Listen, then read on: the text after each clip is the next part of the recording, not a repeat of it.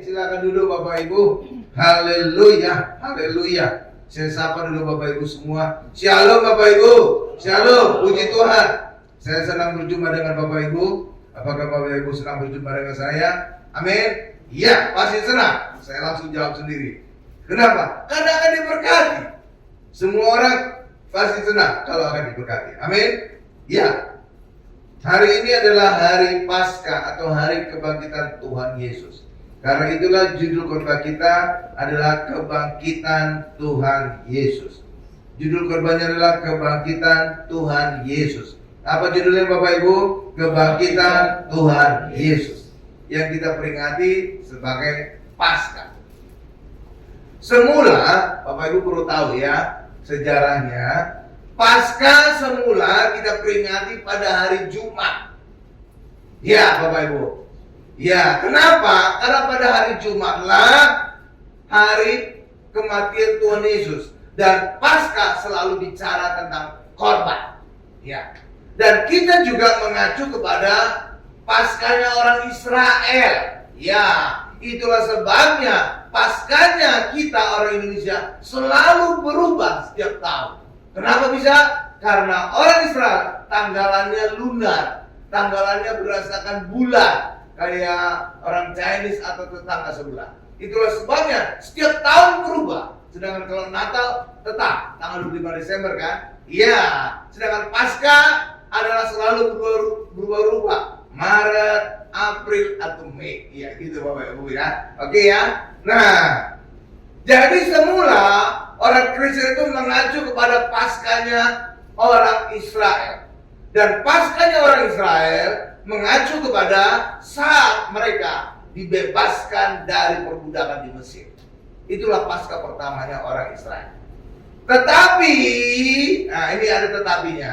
Rasul Paulus berkata, tanpa kebangkitan, kematian Yesus sia-sia. Itulah sebabnya tahun-tahun terakhir ini gereja telah memutuskan Paskah bukan saat Jumat Agung, Paskah bukan saat kematian Yesus, tapi Paskah pada saat kebangkitan Tuhan Yesus. Itulah sebabnya Paskahnya orang Kristen berbeda dengan Paskahnya orang Israel. Sama juga Pentakostanya orang Israel berbeda dengan Pentakostanya orang Kristen. Ya, kalau Paskahnya orang Israel adalah pada saat mereka keluar dari perbudakan di Mesir dan ditandai dengan memotong domba Paskah dan darahnya dioleskan di ambang pintu, di atas, kiri, dan kanan. Sedangkan Paskahnya orang Kristen berbeda. Kenapa? Karena kita bukan memperingati Paskah pada saat Jumat Agung seperti orang Israel, tapi kita memperingati pada saat kebangkitan Tuhan Yesus. Bedanya? Sama juga dengan Pentakosta. Pentakosta orang Israel memperingati turunnya hukum Taurat di puncak Gunung Sinai. Sedangkan Pentakostanya orang Kristen memperingati turunnya Roh Kudus di loteng atas di Bukit Sion. Nah, beda ya? Ya beda. Siapa yang membuat perbedaan itu adalah Tuhan Yesus. Oke Bapak Ibu ya. Ya. Karena itulah Paskah orang Kristen itu adalah satu kesatuan antara kematian dan kebangkitannya. Itulah sebabnya saya sedikit menyinggung sedikit tentang kematian Tuhan Yesus. Baru setelah itu nanti kita akan masuk kepada peristiwa kebangkitan Tuhan Yesus. Mari Bu, bisa dibukain Matius 27 ayat 45.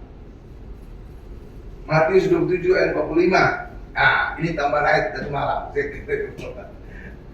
Matius 27 ayat 45. Ya. Nah, ya di depan sudah ada ya.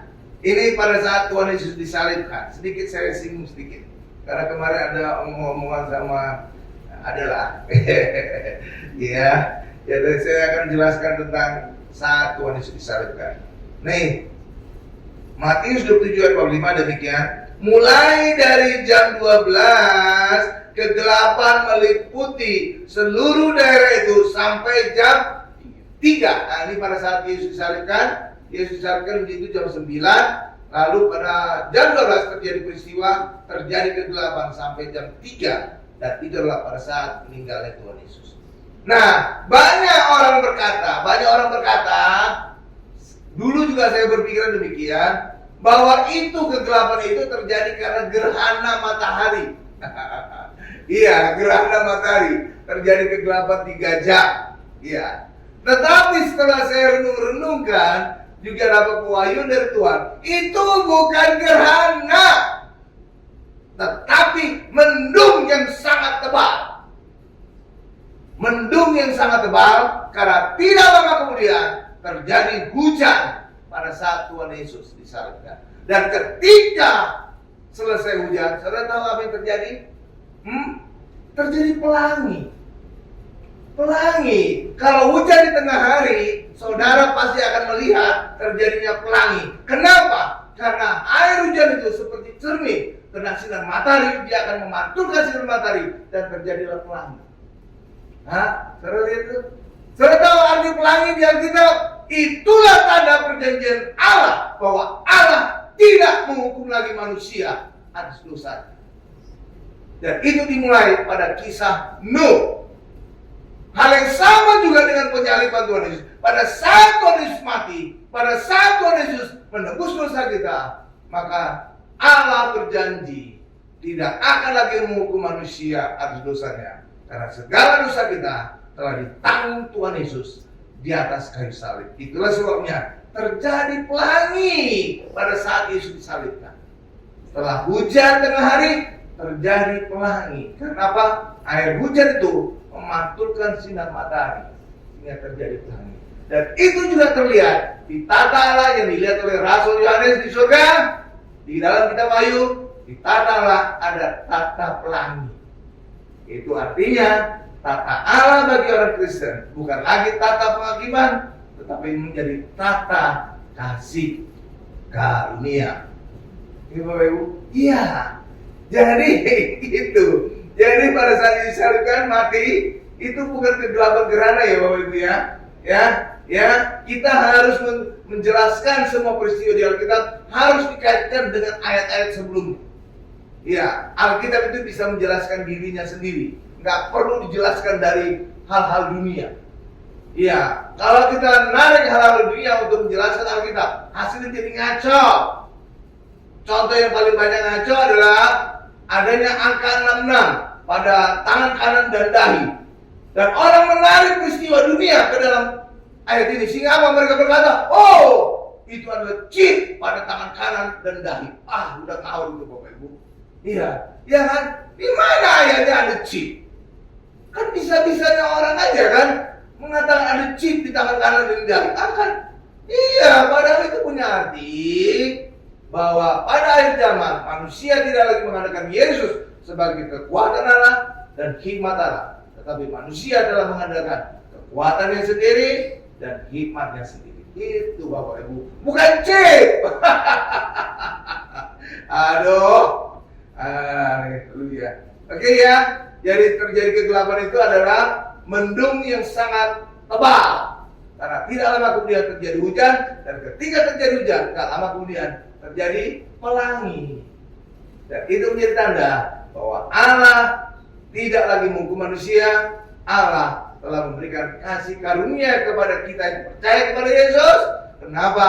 Segala dosa kita telah ditanggung oleh Yesus, dan segala hukuman dosa kita telah dijalani Yesus di atas kayu salib. Amin Bapak Ibu. Amin. Nah, baru jelas. Kalau gerhana gimana hubungannya? Nggak ada penjelasannya di Alkitab, ya kan? Iya. Oke.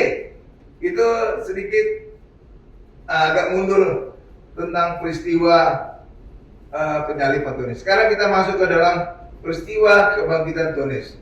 Silakan dibuka Markus 16 ayat 1 sampai dengan 3. Ya, jangan lagi dibilang ya, kegelapan 3 jam itu adalah gerhana ya. Nggak ada hubungannya nantinya. Tapi kalau hujan ada, karena setelah hujan ada pelangi. Ya kan? Iya pasti. Kalau hujannya tengah hari pasti ada pelangi. Kenapa? Masih ada sinar matahari. Jadi hujan itu membuat kayak cermin memantul sinar matahari menjadi pelangi. Tapi kalau tengah malam hujan nggak ada pengaruh, kan nggak ada sinar matahari lagi kan, nggak akan mungkin terjadi lagi pelangi. Tapi kalau tengah hari, saudara perhatikan, hujan tengah hari pasti ada pelangi, pasti. Ya, Markus 16 ayat 1 sampai 3 sudah di sana. Nah, inilah ayat tentang kebangkitan Tuhan Yesus. Saya bacakan ya. Markus 16 ayat 1 sampai 3. Setelah lewat hari Sabat, Maria Magdalena dan Maria ibu Yakobus. Ini saya stop dulu. Saya sedikit tergelitik tiba-tiba. Jadi di Israel sana banyak nama-nama yang sama. Seperti Maria, seperti Simon, seperti Yudas, gitu baru. Itulah sebabnya nama mereka ditambahi penjelasan. Seperti contoh, Maria Magdalena, ini artinya Maria yang berasal dari kota Magda. Kota Magda ada di sekitar Danau Tiberias. Ya, demikian juga Yudas Iskariot. Yudas yang berasal dari kota Keriot, itu dekat Yerusalem. Simon si kusta, Simon ahli Taurat yang pernah penyakit kusta. Jadi gitu, jadi nama mereka banyak sama, tapi ditambahin ada penjelasannya. Itu ya Bapak Ibu ya.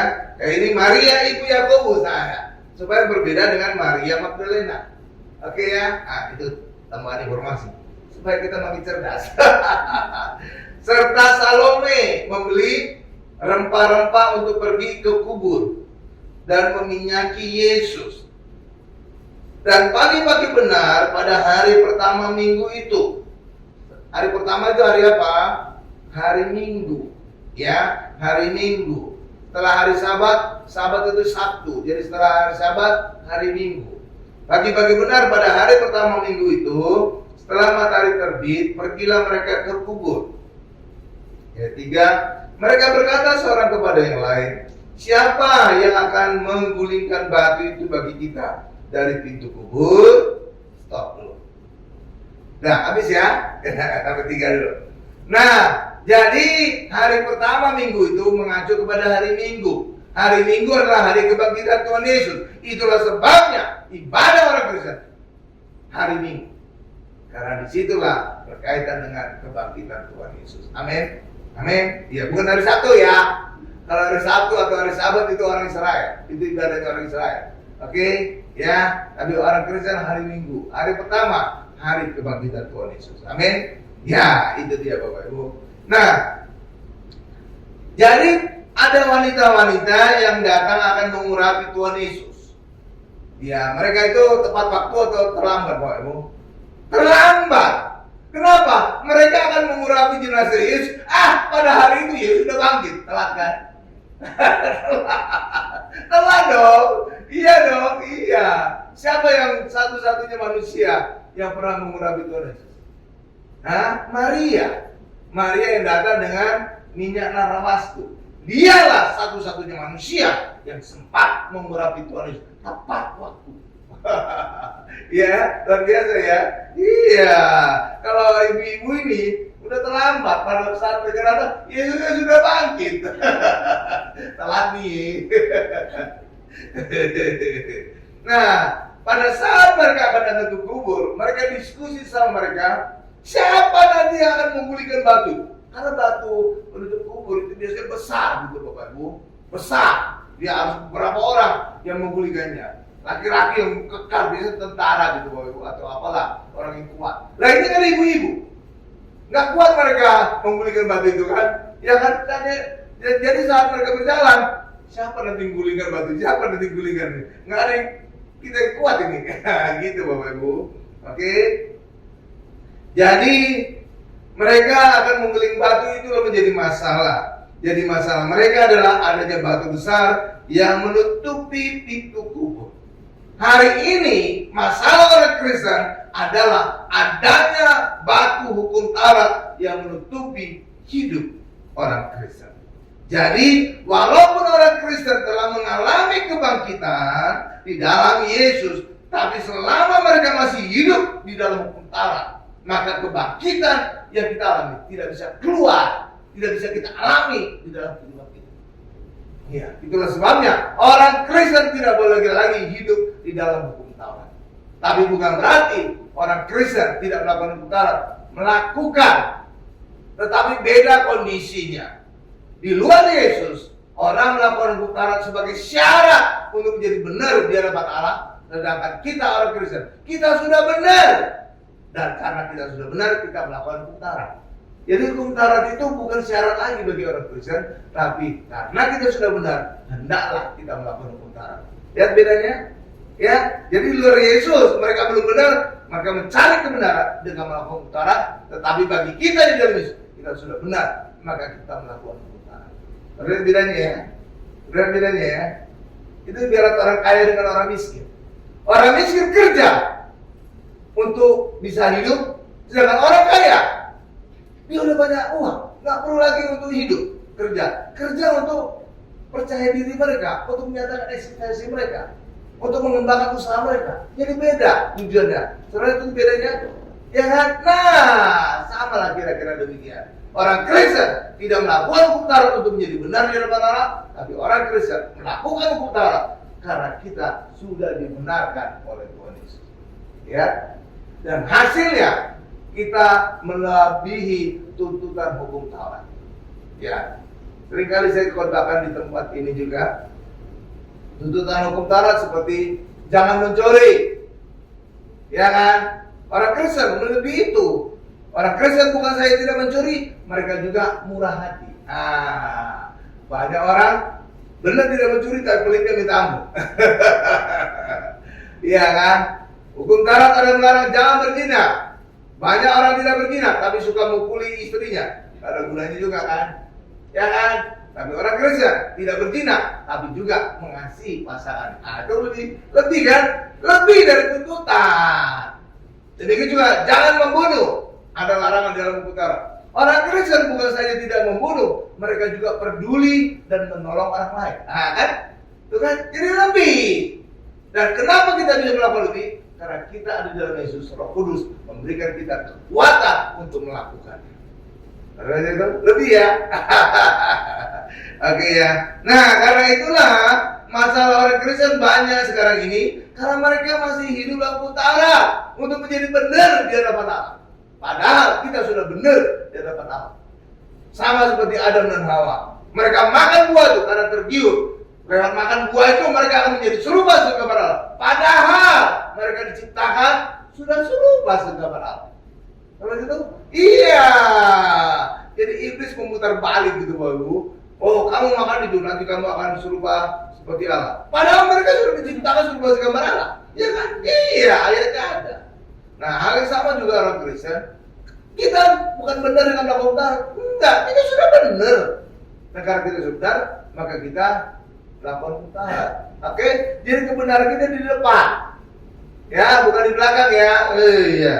Nah, apa dampaknya kalau orang Kristen hidup dalam hukum Taurat? Nih, Galatia 5 ayat 4. Jadi kalau orang Kristen masih hidup dalam hukum Taurat, walaupun mereka sudah bangkit dalam Yesus, tapi mereka masih terkurung dalam kuburan. Jadi kebangkitan mereka, kehidupan mereka tidak dinyatakan di dalam hidup mereka. Tidak. Coba kita lihat Galatia 5 ayat 4 ya. Ini dampaknya kalau orang Kristen masih mencari kebenaran dari hukum Taurat. Ini saya bacakan ya. Galatia 5 ayat 4. Kamu lepas, katakan sama saya, lepas. Ya, stop. Dari Kristus. Jadi dampaknya gawat. Kita lepas dari Kristus. Jikalau kamu mengharapkan kebenaran oleh hukum Taurat, kamu hidup di luar kasih karunia. Tuh, lihat. Dampaknya gawat Bapak Ibu. Kalau kita masih mencari kebenaran dari hukum Taurat dengan melakukan hukum Taurat, kita lepas dari Kristus. Kenapa bisa, Pak? Iya, karena kita tidak lagi mengandalkan kebenaran kita dari Kristus. Oke? Ya, coba lebih gawatnya lagi kalau versi bahasa Inggris ya, King James Version. Iya, Bapak Ibu. Ya. Kalau kita mengandalkan, kalau kita melakukan untuk mencari kebenaran, dampaknya gawat. Coba kita lihat 5 ayat 4. Nah, Christ is become of no effect. Gawat itu kalau Yesus tidak berefek. Artinya apa? Keselamatan Yesus tidak berdampak bagi kita. Kesembuhan Yesus tidak berdampak bagi kita. Berkat Yesus tidak berdampak bagi kita. Kan gawat itu. Itu sama saja dengan orang di luar Yesus. Kan gawat. Makanya kalau kita itu dalam hukum Taurat, mencari kebenaran dari hukum Taurat, dampaknya gawat. Dari bahasa Indonesia dikatakan kita lepas dari Kristus, Versi bahasa Inggris juga ada no effect. Yesus tidak berdampak bagi kita. Bukan kawat kan? Makanya jangan. Oke, paham ya? Oke, kita lanjut. Nah, pada saat peristiwa kebangkitan, ya, Maria melihat ada malaikat di dalam kubur. Malaikat di dalam kubur. Coba kita buka. Oh, tadi foto kebangkitan Yesus. Coba Bu tampilkan, Bu. Kayaknya rada kayak supaya bombastis. Ini pasca kebangkitan Yesus. Oke. Nah, ini dia. Tuhan Yesus telah bangkit. Lihat di sebelah Yesus ada apa, Bapak Ibu? Ada batu penutup kubur Yesus. Saudara itu, inilah yang menjadi masalah yang dibicarakan oleh ibu-ibu tadi yang akan mengurapi. Nah itu, siapa yang akan menggulingkan batu? Karena batunya besar. Iya besar, berat. Harus digulingkan. Oke? Harus orang-orang yang kuat yang bisa menggulingkan. Oke? Nah, ini dia. Jadi inilah pada saat Yesus dibangkitkan, batunya harus digulingkan supaya apa? Kebangkitan Yesus itu keluar. Sama juga pada saat Tuhan Yesus membangkitkan Lazarus. Apa perintah pertama Tuhan Yesus? Angkat batu itu, gulingkan batu yang menutup kuburan Lazarus. Supaya apa? Ketika Lazarus dibangkitkan, Lazarusnya bisa keluar. Coba kalau batunya tidak diangkat, coba batunya kalau tidak digulingkan, apa yang terjadi? Walaupun Lazarusnya hidup, dia masih terkurung dalam kuburan, tuh kan? Ya kan? Iya, jadi batunya itu harus digulingkan supaya kebangkitan itu keluar. Hal yang sama juga dengan orang Kristen. Ketika kita masih hidup dalam hukum Taurat, batu hukum Taurat masih menutupi hidup kita. Jadi walaupun kita sudah bangkit, kita masih terkurung dalam kuburan. Tapi karena itulah harus digulingkan batu itu, maka kebangkitan kita bisa keluar. Sama juga dengan Tuhan Yesus, batunya digulingkan, maka kebangkitan Yesus bisa keluar. Paham Bapak Ibu? Oh, oke ya. Cakep ya? Ini dia.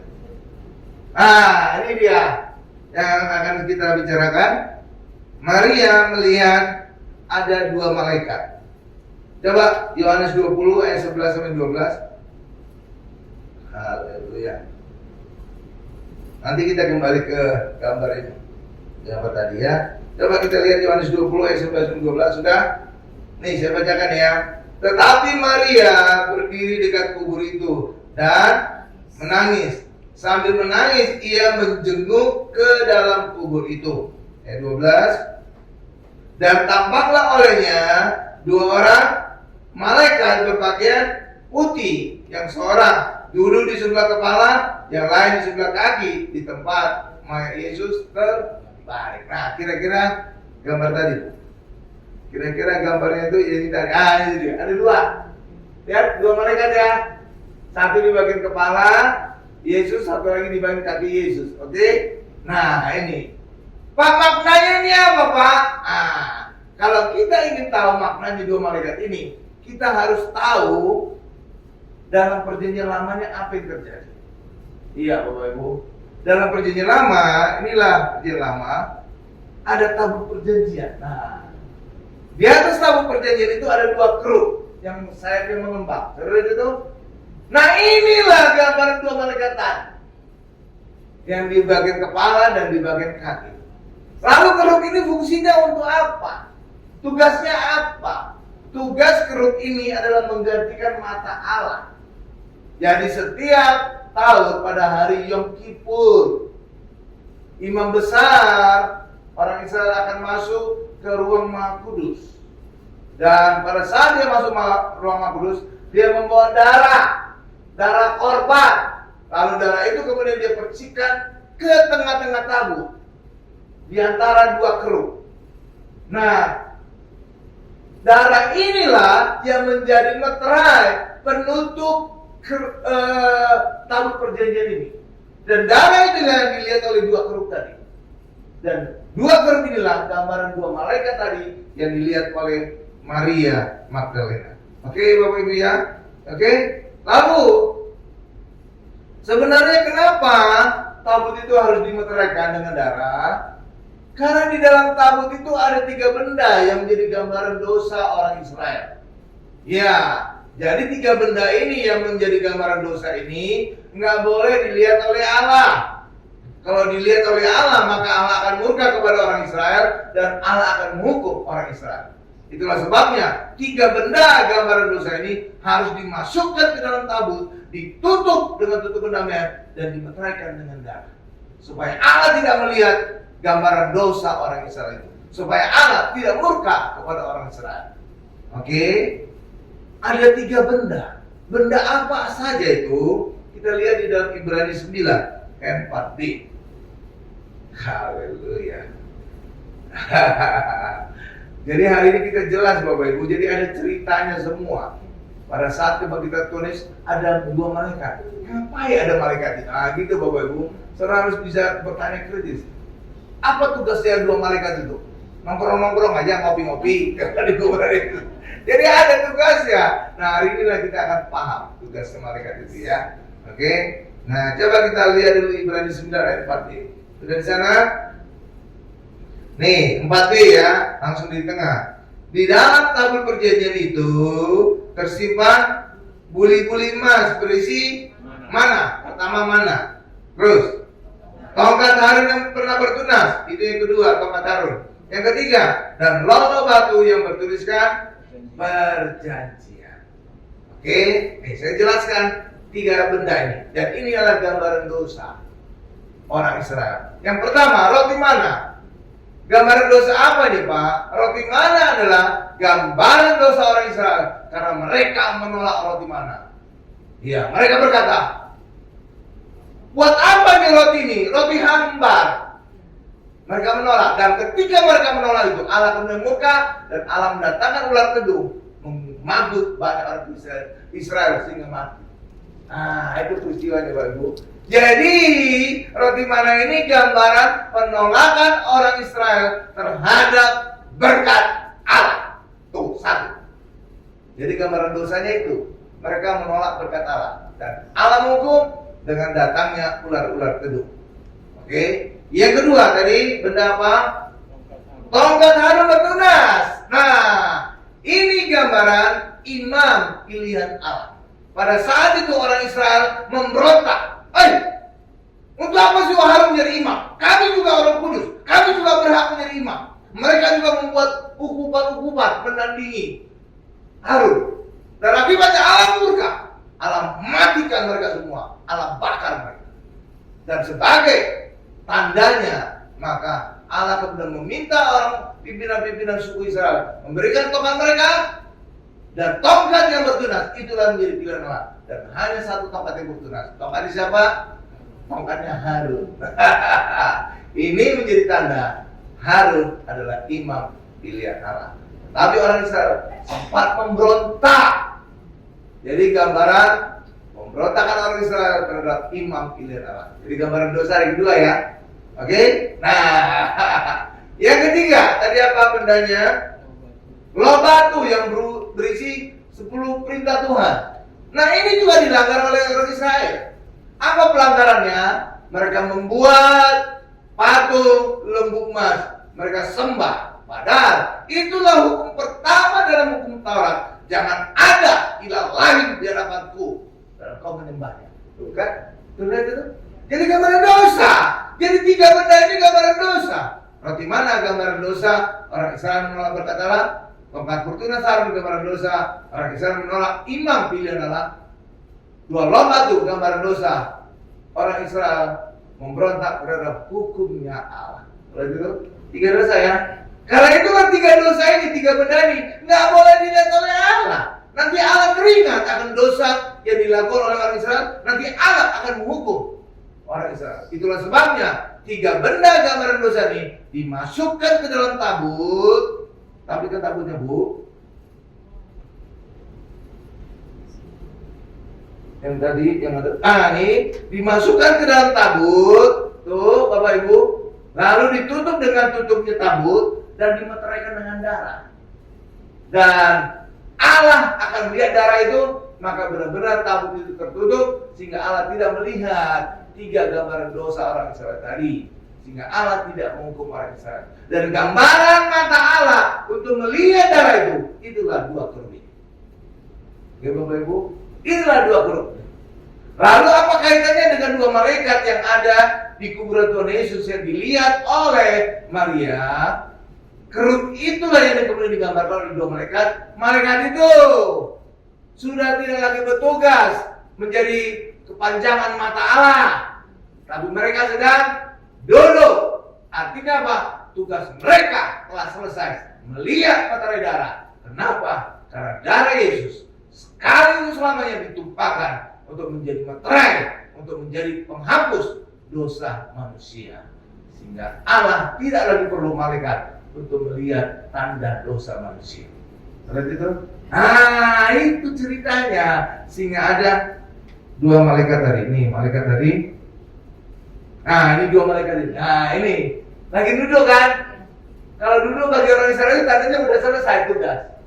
Ya, setelah itu kan di bait Allah, Perjanjian Lama, tidak ada tempat duduk di bait Allah. Kenapa? Tugas imam-imam tidak pernah selesai. Sama dengan pendeta juga, selesai khotbah dia, nanti akan duduk dia. Tugasnya sudah selesai. Ya kan? Di bait Allah tidak ada tempat duduk. Kenapa? Tugas mereka terus ada. Memberikan korban hewan, terus menerus. Selama 1500 tahun. Mulai dari Gunung Sinai sampai kepada masa Tuhan Yesus. Tetapi pada masa Yesus, darah Yesus dicurahkan. Inilah darah yang mahal, darah yang kekal. Sekali untuk selama-lamanya, maka dosa manusia telah dihapuskan.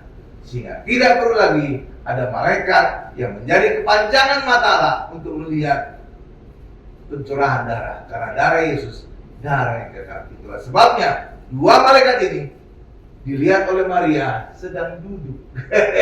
Tugasnya sudah selesai. Oke, sudah selesai kan? Iya, udah selesai. Iya Bapak Ibu, udah selesai ya.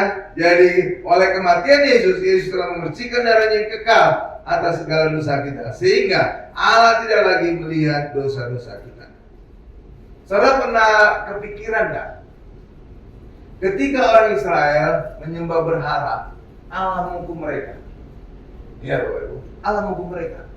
Saudara, kenapa Allah menghukum mereka? Bukan karena dosa mereka. Sebelum mereka menyembah berhala juga orang Israel ada melakukan dosa, tapi dosa mereka diampuni lewat korban mereka, korban penebus dosa mereka. Tetapi ketika mereka menyembah berhala, imam orang Israel tidak lagi memercikan darah pada tabu, sehingga Allah melihat dosa orang Israel, maka Allah menghukum mereka. Jadi itu kaitannya. Ketika mereka menyembah berhala, mereka lupa memberikan korban ke bait Allah. Imam besar tidak bisa membersihkan darah ke tabut, maka dosa orang Israel akan terlihat oleh Allah dan Allah akan menghukum mereka. Berarti itu, iya. Kalau masalah dosa, kalau mereka nggak menyembah berhala pun, mereka juga bisa melakukan dosa, ya kan? Iya. Tetapi selama mereka masih ingat memberikan darah ke bait Allah, maka dosa mereka akan tertutup. Nah, Allah lihat, dan ketika tertutup, maka Allah tidak menghukum mereka. Setelah itu, paham? Jadi bukannya ketika mereka tidak menyembah berhala, orang Israel bebas dari dosa? Enggak, sebenarnya mereka juga melakukan dosa. Tetapi kenapa Allah tidak menghukum? Karena mereka selalu memberikan korban penebus dosa, selalu memberikan darah hewan korban untuk menutupi tabut perjanjian, sehingga Allah tidak lagi melihat gambaran dosa pemberontakan orang Israel. Amin Bapak Ibu? Tuh, gitu ceritanya. Oke ya. Jadi karena darah Yesus telah memercikan darahnya kekal atas dosa kita, sehingga Allah menaruh belas kasihan terhadap kesalahan kita dan tidak lagi mengingat dosa-dosa kita. Coba kita lihat Ibrani 8 ayat 12. Oke, kan? Jadi semua itu ada ceritanya ya Bapak Ibu ya. Alkitab itu wah luar biasa, cakep banget. Ibrani 8 ayat 12. Ibrani, Hebrew dalam bahasa Indonesianya. 8 ini 9. Ini 9 dan Bu. 8 12. 12. Ini saya bacakan ya. Sebab akunya dari kecil ada besar. Berarti gambarnya siapa? Allah. Sebab Allah akan menaruh belas kasihan terhadap kesalahan mereka dan tidak lagi mengingat. Katakan sama-sama saya. Tidak lagi mengingat dosa-dosa mereka. Tuh, saudara lihat. Allah berbelas kasihan dan tidak lagi mengingat dosa-dosa kita. Kenapa Allah tidak mengingat? Bukannya Allah kompromi terhadap dosa? Tidak. Allah tidak pernah kompromi terhadap dosa. Tapi kenapa Allah lupa? Apakah Allah telah menjadi pikun? Oh, tidak juga. Tidak juga. Tetapi kenapa Allah tidak mengingat dosa-dosa kita? Karena segala dosa kita telah ditanggung oleh Tuhan Yesus. Dan Yesus menjalani hukuman dosa kita di atas kayu salib. Jadi kalau sudah ditanggung semua, Allah melihat dosa kita lagi enggak? Tidak. Kalau tidak ada dosa, ada hukuman dosa lagi? Tidak. Itulah sebabnya orang Kristen di dalam Yesus dibebaskan dari hukuman. Kenapa? Bukan karena Allah kompromi, tapi karena Allah tahu segala dosa kita telah ditanggung oleh Yesus dan hukuman dosa kita telah dijalani Yesus di atas kayu salib. Paham Bapak Ibu? Tuh, coba kita lihat Roma 8 ayat 1. Ini makin menegaskan. Itulah sebabnya orang Kristen jangan lagi ngomong hukuman. Orang bule, jangan saudara pikir mereka itu orang pintar. Tidak.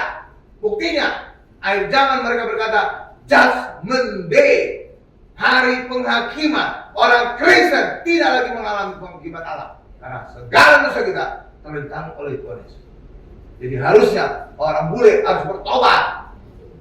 Tidak ada lagi ngomong judgment. Tidak ada lagi ngomong penghakiman bagi orang Kristen. Berarti itu?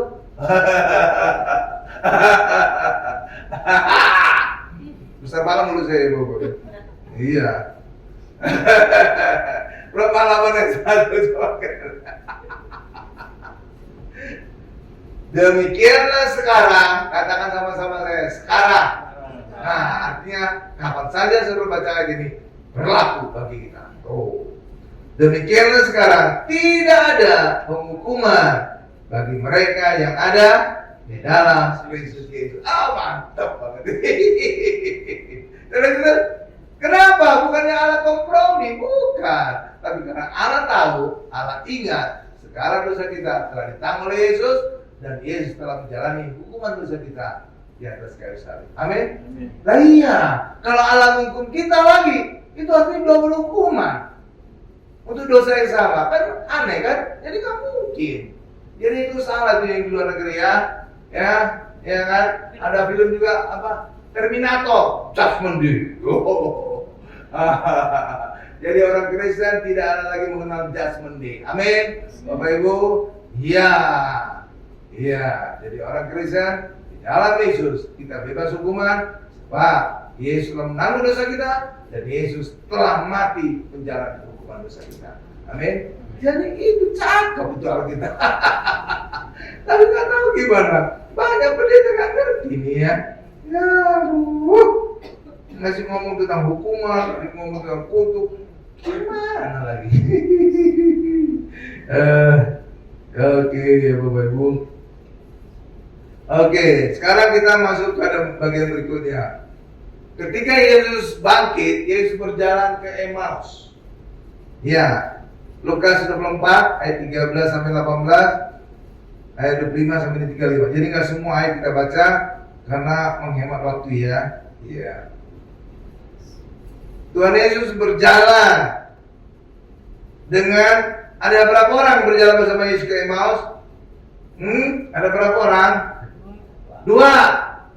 Tapi kenapa yang disebut hanya satu, namanya Kleopas? Satu lagi siapa? Istrinya. Istrinya Kleopas. Ya oke ya, Nyonya Kleopas. Iya. Kalau orang Yahudi sana nama perempuan seringkali nggak disebut, kecuali kalau kondisi yang benar-benar mendesak itu baru disebut akhirnya, gitu Bapak Ibu ya. Iya. Nama seperti Maria disebut sering kan? Ya karena ada peristiwa besar dalam kaitan dengan nama Maria. Iya, karena bagi mereka itu wanita itu second grade atau level nomor 2 dibanding laki-laki. Itulah sebabnya sebenarnya yang melihat kebangkitan Yesus pertama kali siapa? Maria Magdalena. Iya, dia telah bersaksi juga kepada murid-murid. Oh, saya sudah melihat Yesus, saya sudah melihat Yesus. Tapi bagi orang Yahudi, kesaksian wanita tidak dianggap. Itulah Bapak Ibu, bukan kita. Bukan ya. Kalau kesaksian, iya, Maria Magdalena itu pertama kali Yesus bangkit. Tapi dia sudah bersaksi. Tapi bagi budaya orang Yahudi, kesaksian wanita tidak dianggap.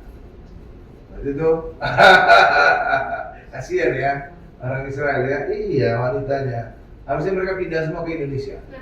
Kalau Indonesia sudah emansipasi akibat jasa Raden Ajeng Kartini. Bahkan presiden kita sudah ada wanita. Benar kan Pak Ibu? Ya kan? Iya. Jadi eksekutif tertinggi saja pernah wanita. Iya. Jadi mantap itu Indonesia. Lukas 24 ayat 13 dan 18 nih saya bacakan ya. Pada hari itu juga 2 orang. Nah, itu kan 2 orang kan? Tapi cuma satu yang disebut namanya kan? Nah, itu. Jadi satu lagi siapa? Nyonya Kleopas. Ibu istrinya Kleopas ya. Terus 2 orang dari murid-murid Yesus pergi ke sebuah kampung bernama Emmaus yang terletak kira-kira 7 mil jauhnya dari Yerusalem. Ayat 14. Dan mereka bercakap-cakap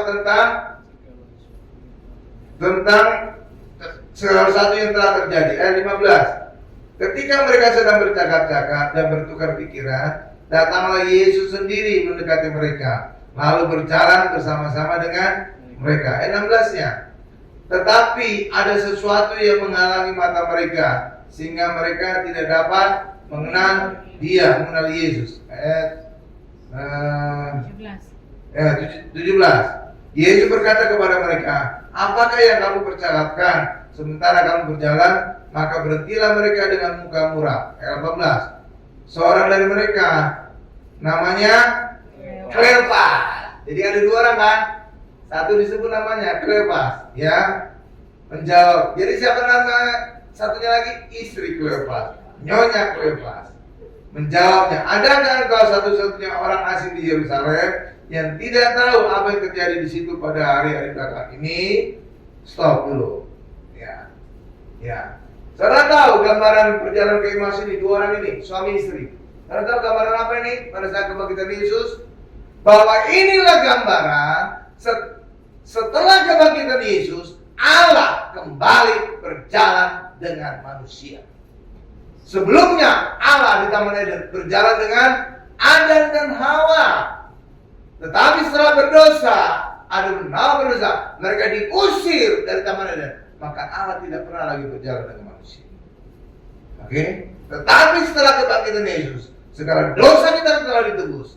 Yesus bangkit, maka manusia kembali dipulihkan sebagaimana Adam dan Hawa sebelum jadi dosa. Maka itu terlihat gambarannya. Kembali Allah, Tuhan Yesus berjalan dengan manusia. Itulah Kleopas dan Nyonya Kleopas. Jadi itu gambaran yang indah. Gambaran telah terjadi pemulihan hubungan Allah dengan manusia. Oke? Berjalan bersama-sama kembali. Bahkan lebih mantapnya lagi, Yesus ada di Immanuel beserta kita. Jadi terbukti Immanuel itu. Oke, Bapak Ibu ya, bukan hanya slogan. Oke, iya, itulah ditunjukkan dengan Yesus berjalan ke Emmaus. Sekarang ayat 25 sampai dengan 35. Ini juga ada hal yang penting pada ayat ini ya. Nah, coba. Oh ya, gambar tadi. Gambar Kleopas. Inilah kira-kira perjalanan Tuhan Yesus dengan Kleopas dan Nyonya Kleopas. Ya. Saya lihat di internet ada itu gambar juga gini, tapi gambarannya dua-duanya cowok. Itu keliru tuh. Keliru ya. Harusnya apa? Kleopas dan Nyonya Kleopas. Bukan dua-duanya cowok. Oke, ada di internet, nanti saudara buktikan lah. Cari di internet ya. Perjalanan ke Emmaus itu ada Tuhan Yesus bersama dua laki-laki. Aduh, itu berarti dia gak ngerti ceritanya.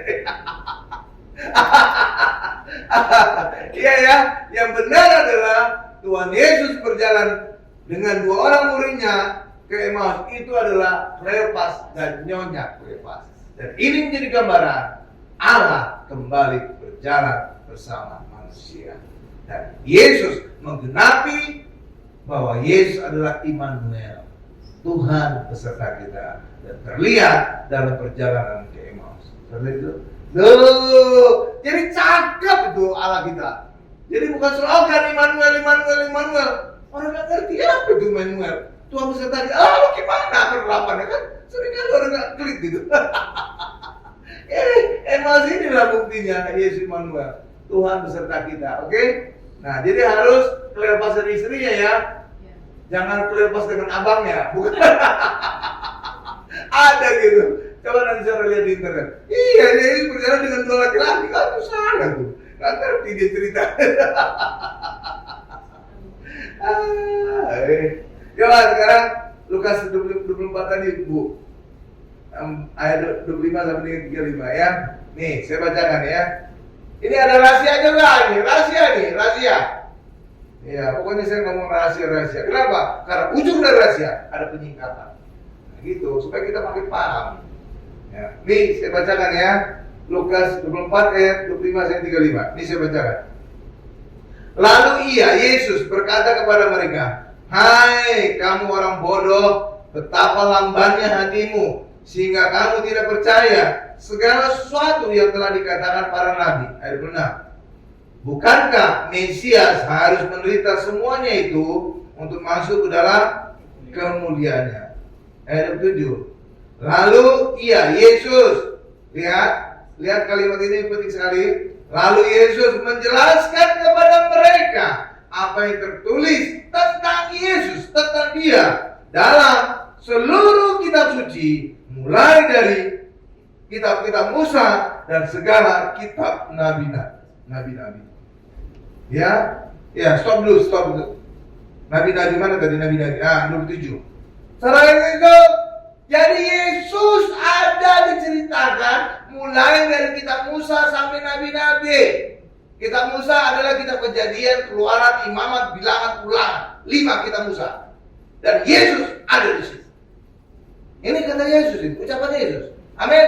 Makanya saya berani berkhotbah dari Kejadian, Keluaran, Imamat sampai Wahyu. Karena di dalam semua kita itu ada Tuhan Yesus. Jadi Tuhan Yesus bukan hanya dalam 4 Injil, Matius, Markus, Lukas, tapi seluruh Alkitab ada Tuhan Yesusnya. Tapi bedanya dalam Perjanjian Lama, Tuhan Yesusnya masih terselubung, masih dalam bentuk gambaran-gambaran tokoh, gambaran-gambaran hari besar, gambaran-gambaran korban. Jadi kita harus menyelidiki, mencari di mana Yesusnya, di mana Yesus. Nah, gitu Bapak Ibu, paham ya? Jadi seluruh Alkitab itu ada tentang Yesus. Makanya saya berani berkhotbah dari Kejadian sampai Wahyu tentang Tuhan Yesus. Iya Bapak Ibu. Ya bisa ikuti ya Bapak Ibu ya. Di YouTube saya, Gereja Hermon. Ya, saudara lihat. Khotbah saya berurutan dari Kejadian, Keluaran, bilang sampai Wahyu. Dan kesimpulannya, Tuhan Yesus. Kenapa? Mengacu pada ayat ini. Kisah Emmaus ini. Iya, jadi nggak asal-asalan itu. Oke, nah jadi penting ya. Jadi orang Kristen, pendeta bisa melihat Yesus dari kitab Musa, nabi-nabi, bahkan sampai Wahyu. Oke ya, itu saya bilang pentingnya. Ya, sekarang ayat 28 ya. Ini juga penting. Ayat 28, mereka mendekati kampung yang mereka tuju. Lalu Yesus berbuat seolah-olah hendak meneruskan perjalanannya. Ayat 9. Tetapi mereka sangat mendesaknya, katanya, tinggallah bersama-sama dengan kami, sebab hari telah menjelang malam dan matahari hampir terbenam. Lalu masuklah Yesus untuk tinggal bersama-sama dengan mereka. Ayat 30. Waktu Yesus duduk makan dengan mereka, mengambil roti, mengucap berkat, lalu memecah-mecahkannya. Katakan sama-sama saya, memecah-mecahkannya. Bukan menyobek-nyobek ya Bapak Ibu ya, memecah-mecahkannya. Alkitab itu akurat. Jadi benar-benar memecah-mecahkan. Artinya apa? Roti yang mereka makan bukan kayak roti tawar yang disobek-sobek, tapi roti yang mereka makan seperti biskuit yang dipecah-pecahkan. Dan itu yang pernah saya tunjukkan di khotbah ini, di khotbah yang lain, bahwa roti Paskahnya orang Israel itu seperti biskuit. Namanya matza. Cari khotbahnya. Oke, ya ada. Saya udah khotbah. Lanjutkan. Jadi memecah-mecahkan ya, bukan menyebek-nyebek ya. Iya, berarti apa? Roti yang mereka makan itu seperti biskuit, dipecah-pecahkan. Sama seperti kita juga, hosti ya. Dulu ada gereja bukan hosti, roti tawar. Ada salah itu, bukan sesuai dengan perjamuan kudus. Karena perjamuan kudus harus dipecah-pecahkan. Oke, gambaran Yesus yang terpecah tubuhnya. Ketika memberikan memecah-mecahkannya dan memberikannya kepada mereka. Ayat 31. Ketika itu terbukalah mata mereka dan mereka pun mengenali Dia, mengenali Yesus. Tetapi Ia lenyap dari tengah-tengah mereka. Saudara tahu kenapa mereka mengenali Yesus? Karena perjamuan kudus itu untuk mengingat akan Yesus. Jadi ketika orang melakukan perjamuan kudus, ketika Yesus melakukan perjamuan kudus, langsung murid-muridnya teringat akan Yesus. Karena di dalam Korintus jelas dikatakan, lakukanlah perjamuan kudus ini untuk mengingat akan aku. Lakukanlah perjamuan kudus ini untuk mengingat akan aku. Jadi ketika Yesus perjamuan kudus, langsung mereka teringat. Karena ayat ada perkataan demikian. Oke? Iya. Jadi cakap Alkitab, ada kaitannya. Jadi Alkitab menjelaskan Alkitab. Jangan hal-hal dunia menjelaskan Alkitab, jadi kacau nanti. Kayak chip itu. Chip ada di tangan kanan, chip ada di dahi. Jadi kacau. Mana lagi muncul chip? Bisa-bisa aja. Jadi itu salah ya. Jangan dunia menjelaskan Alkitab, harusnya sebaliknya. Alkitab yang menjelaskan dunia. Gitu ya. Jangan terbalik. Terus kata mereka seorang kepada yang lain, bukankah hati kita berkobar-kobar ketika Ia, Yesus, berbicara dengan kita di tengah jalan, dan ketika Ia menerangkan kitab suci kepada kita. Saudara perhatikan, jangan dulu scroll. Mana tadi itu? Bukankah hati kita berkobar-kobar ketika apa? Ketika Yesus berbicara dengan kita di tengah jalan, dan ketika Ia menerangkan kitab suci kepada kita. Jadi hati mereka berkobar-kobar ketika Yesus menjelaskan kitab suci tentang diri Yesus. Hal yang sama juga akan kita alami ketika saudara membaca Alkitab, mencari Yesus di setiap kitab, hati saudara akan berkobar-kobar. Ya, itu saya buktikan. Ketika kita mencari Yesus dalam perjanjian lama, Kejadian, Keluaran, Imamat, bilang kita kayak seneng gitu, kayak ketemu harta karun. Yesus di sini tuh. Yesus di sini tuh. Yesus. Jadi kita jadi semangat. Jadi Alkitab itu bukan obat tidur ya, obat ngantuk. Banyak orang membantu tidur baca Alkitab, nanti otomatis tidur sendiri. Enggak ya, jangan. Ya, Alkitab itu membuat hati kita berkobar-kobar. Ketika kita membaca Alkitab, mencari Yesus di dalam. Benar, itu saya buktikan. Jadi ketika saudara lakukan baca Alkitab, cari Yesus. Di kitab manapun, saudara cari Yesus. Di mana sih Yesus ya? Di mana sih Yesus ya? Gambaran Yesus di mana? Ketika saudara ketemu, senang banget gitu. Iya. Ya, saudara perhatikan kalau percaya. Iya, benar. Ya, berkobar-kobar ya. Nah, ini ayat ada sesuai ayat, dan itu terbukti. Terus lanjutkan lagi. Tadi ayat berapa tuh? Sekarang ayat 33 ya. Lalu bangunlah mereka dan terus kembali ke Yerusalem. Di situ mereka mendapati 11 murid itu. Mereka sedang berkumpul bersama-sama dengan teman-teman mereka. Kata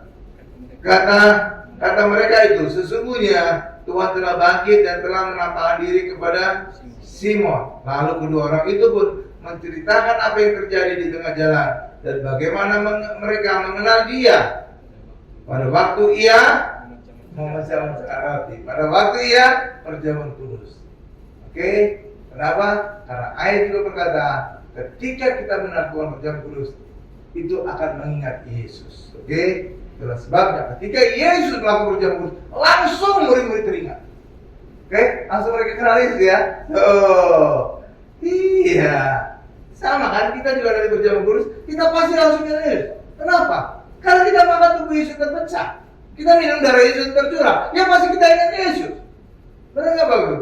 Coba kalau saudara makan di restoran enak gitu, makan babi gitu, langsung saudara ingat apa? Ingat babi. Congornya babi gitu. Oh ini buntut di babi, nah ini badannya babi gitu kan. Ketika saudara makan ya babi hong gitu kan, langsung saudara ingat apa? Babi kan? Karena saudara makan babi. Ketika kita nggak makan perjamuan kudus, tubuh Yesus terpecah, darah Yesus terpecah, langsung kita ingat Yesus. Bukan hanya teringat saja, tapi lewat kita makan tubuh Yesus terpecah, kita ingat oleh bilur Yesus kita disembuhkan. Ketika kita minum darah Yesus tercurah, kita ingat akan oleh darah Yesus segala dosa kita diampuni. Nah gitu Bapak Ibu, bukan hanya sekedar mengingat, tapi kita juga mengingat manfaat dari tubuh dan darah Yesus. Amin. Oh, luar biasa ya. Tadi sudah selesai belum ya? Sudah. Ya, sudah ya. Tuh Bapak Ibu. Jadi dua orang itu adalah Kleopas dan istrinya. Dan ini menjadi gambaran ketika Yesus bangkit, maka kembali hubungan Allah dengan manusia dipulihkan. Sebagaimana Adam dan Hawa berjalan di Taman Eden bersama Allah, maka ketika Yesus bangkit, kembali manusia berjalan bersama dengan Tuhan. Oke, Kleopas dan istrinya gambaran Adam dan Hawa. Bukan hanya itu, Yesus juga berjalan ke Emmaus menjadi petanda Immanuel, Tuhan beserta kita. Cakep ya, luar biasa tuh. Nah, Tuhan Yesus menegur keduanya orang bodoh dan lambat percaya perkataan Nabi. Yesus menjelaskan dirinya dari seluruh kitab suci, kitab Musa, Kejadian sampai Ulangan, dan kitab Nabi-Nabi. Iya. Jadi Tuhan Yesus ada di seluruh kita. Tadi dalam perjanjian lama, Tuhan Yesusnya tersembunyi. Oke? Ya. Dalam perjanjian baru, Tuhan Yesus disingkapkan. Dalam surat-surat, pengajaran Yesus dijelaskan. Jadi sebenarnya Alkitab itu yang kita kenal sekarang kan dibagi dua. Perjanjian lama dan perjanjian baru kan? Ya kan? Iya. Sebenarnya kalau kita secara teologi, itu bisa dibagi tiga. Kenapa? Perjanjian lama, Yesus masih terselubung. Perjanjian baru, Injil, 4 Injil, Matius, Markus, Lukas, Tuhan Yesus disingkapkan mulai kelahirannya sampai kenaikan ke surga. Lalu surat-surat itu menjelaskan pengajaran Yesus, penerapan pengajaran Yesus. Ya, dan itulah yang diajarkan oleh Rasul Paulus. Kebanyakan surat-surat itu Rasul Paulus yang nulis. 2/3 kitab perjanjian baru Rasul Paulus yang nulis. Surat-surat itulah masalah-masalah yang dihadapi oleh gereja yang didirikan oleh Rasul Paulus. Itulah surat penggembalaan. Apapun yang masalah terjadi di gereja, di Roma, di Korintus, ya, Efesus, Galatia itu ada masalah-masalah. Dan masalah-masalah itulah yang dijawab oleh suratnya Paulus. Itu surat penggembalaan. Artinya bagi kita, apapun masalah kita, kehidupan orang Kristen, ada jawabannya di Alkitab. Itu punya arti demikian dahsyat. Amin. Karena surat-surat itu menjawab masalah di jemaat. Itu surat penggembalaan itu. Oke? Iya, jadi hal yang sama itu masalah itu terulang lagi zaman sekarang. Makanya surat itu masih bisa berlaku bagi kita, masih bisa bermanfaat. Oke? Jadi apapun masalah, udah terjadi zaman dulu. Iya. Masalah perzinahan yang gawat-gawat juga udah terjadi. Iya, anak berzina dengan ibu tirinya ada di Korintus. Jadi yang gawat-gawat gitu udah ada di situ. Jadi semua masalah-masalah jemaat udah ada. Jadi tinggal baca surat-surat. Oke ya? Ya, jadi masalah yang terjadi sekarang itu sebenarnya terulang dari zaman dulu. Jadi dan itu sudah dijawab oleh surat-surat penggembalaan Rasul Paulus, sehingga bagi kita juga orang Kristen, apapun masalah kita, saudara bisa mendapatkan solusinya di surat-surat di Alkitab. Amin. Haleluya. Ya, saya simpulkan kepada saya, kebangkitan Tuhan Yesus menjadi bukti penebusan Yesus berhasil dan Allah berkenan membangkitkan Tuhan Yesus. Tuhan Yesus ada di Alkitab dari Kejadian sampai Wahyu. Itulah sebabnya pendeta bisa mengkhotbahkan Tuhan Yesus dari kitab Kejadian sampai Wahyu. Oke, amin Bapak Ibu. Kita tundukkan kepala kita.